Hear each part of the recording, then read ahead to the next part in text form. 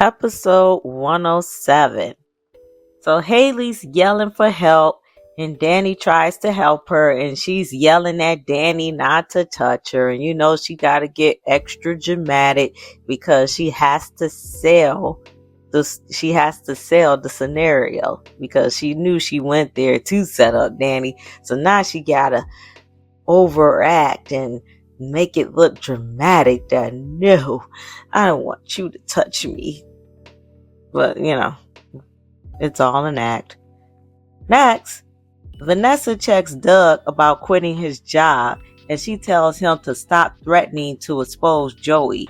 And she lets him know Joey is recording his conversations. And I tell you, Dr. McBride is clueless. He always tells Randy that, they grew up in the hood and all of this. But dang, for somebody who grew up in the hood, he is not street smart at all.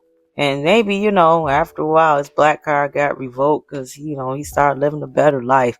Because you can tell he has no street smartness about himself at all. Because common sense would tell you that Joey's a mobster. So you can't just be going around yelling out that, oh, you're going to take him down and you got the power. Really? How the heck did you think this man got to where he got in that town, being the top shady person in town, if he was not smart? I mean, come on now. Elon, the chief, is checking Joey about Kenny's death, and he tells Joey no one agreed to have Kenny killed, and Joey lets him know he's a co-conspirator, and that's why the chief is going over there, because he's getting scared because he know he was a co-conspirator. So he's trying to separate himself, but it's too late.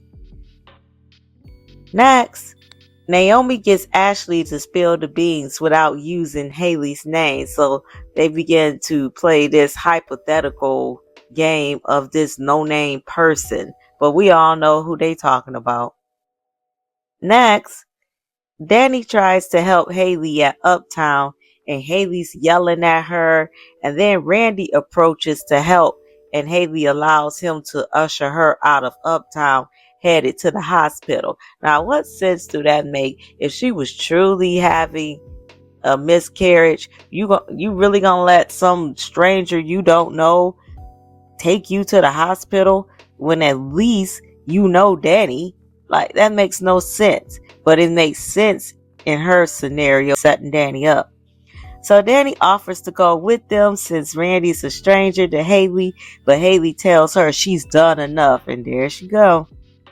So Danny should know from that response that she's getting set up for the blame. I hope she knows. Next, Ashley tells Naomi about her hypothetical patient who refused to ultrasound but lied that she received one. So Ashley says that she doesn't understand why this patient wanted another one when she refused the one at the hospital. So Naomi tells Ashley that she saw Hayley's ultrasound pic because Bill showed her. And if only they knew, liar Hayley is currently faking her miscarriage.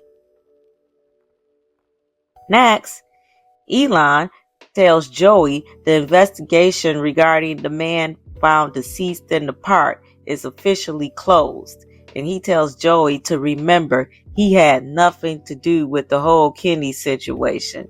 And no, he didn't, but being a co-conspirator, you're still part of it, so rather indirectly or directly. So just then Jacob walks in and says what chief of police hangs out with one of the shadiest characters in town.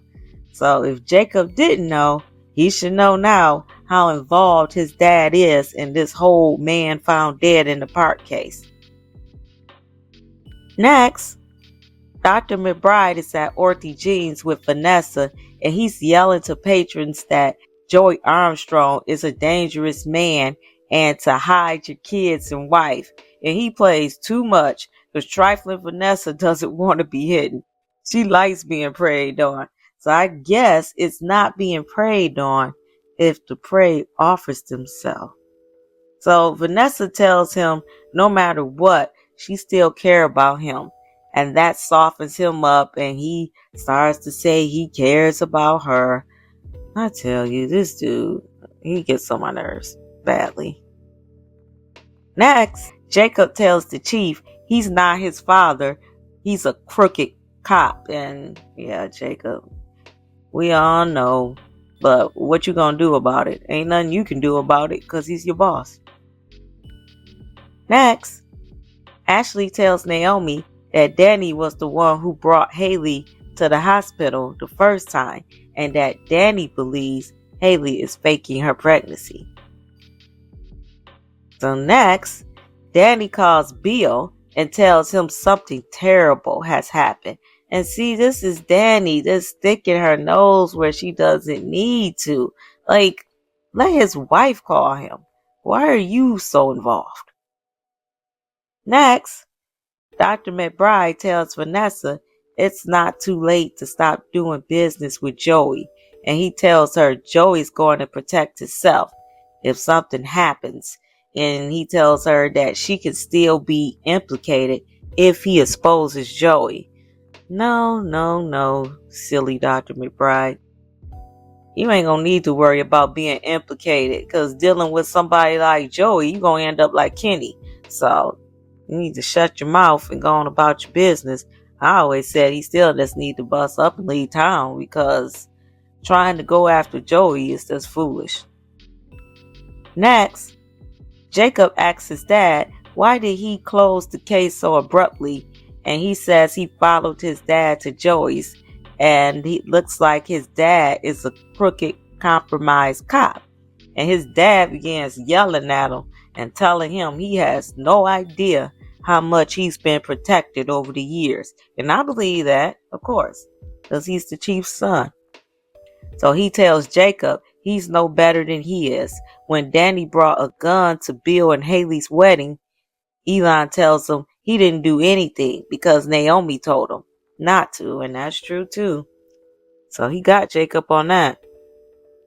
Next, Danny tells Bill she offered to take Hayley to the hospital, but Hayley turned her down, and she tells him that Hayley needs him. Okay, again, he don't need you to tell him that.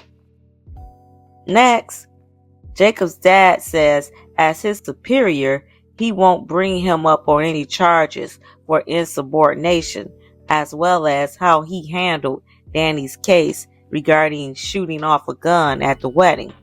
So he assigns Jacob to desk duty. And again, like I said, what did Jacob expect? His dad is the chief. What are you going to do?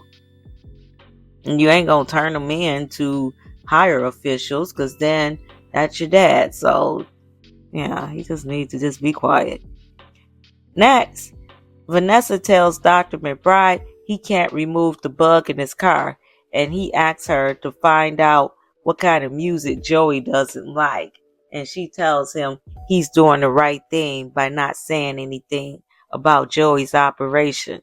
And yeah, I believe that because if he loves his life, it's best he doesn't say anything.